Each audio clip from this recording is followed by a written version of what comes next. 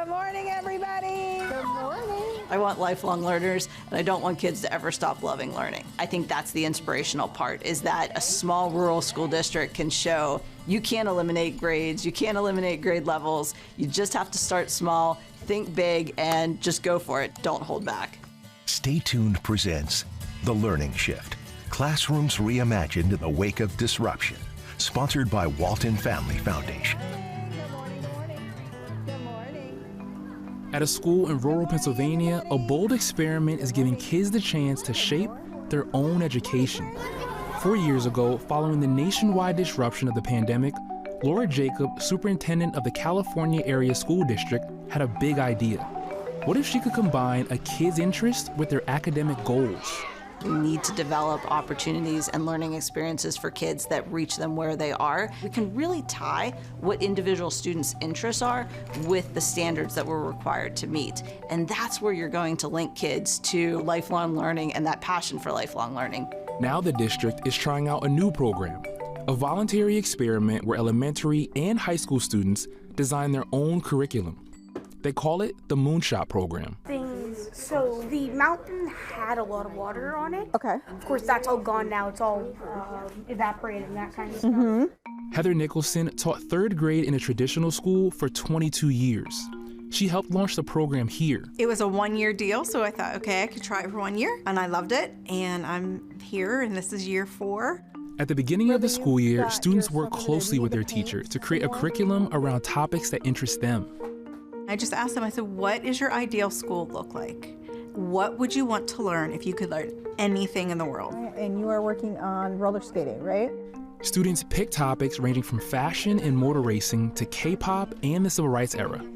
Using open-sourced AI, Heather then generates a lesson plan that aligns with the state's academic standards. Ridley and Brenley are 2 of the 75 students involved in the program. I'm working on planet research. What are these? I've always thought that space was really interesting. Right now, I'm studying Mount Olympus. Mounting research shows competency-based learning can work as well or even better than more traditional education systems.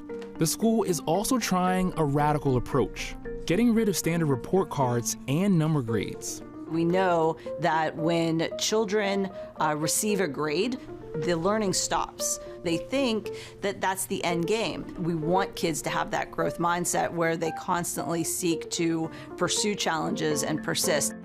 Instead, students get direct feedback from their teachers. What makes a mammal? Because we're mammals, correct? They don't lay eggs. Right, they don't lay eggs. So I work with them daily. I will assess what they're doing. The feedback then gives that opportunity for the students to internalize it and say, okay, I need to do this better next time. So what else are you adding? I've actually improved my skills instead of just having, 2 wrong answers circled in a number. Another thing that's different, the space itself where students learn. You'll see students on the floor, you'll see students at the desk, you'll see students practicing on their computers. The classroom is made for us to be creative and be able to do things that we want to do. Yeah, so I need to model some stones around this. And the program appears to be working. The school says Moonshot participants perform 8% higher in English language arts and 47% higher in math on the state standardized testing since starting the program. I'm in 5th grade, but I take 6th grade reading and math classes. We're pushing those boundaries for them to grow. Does that make sense for everyone?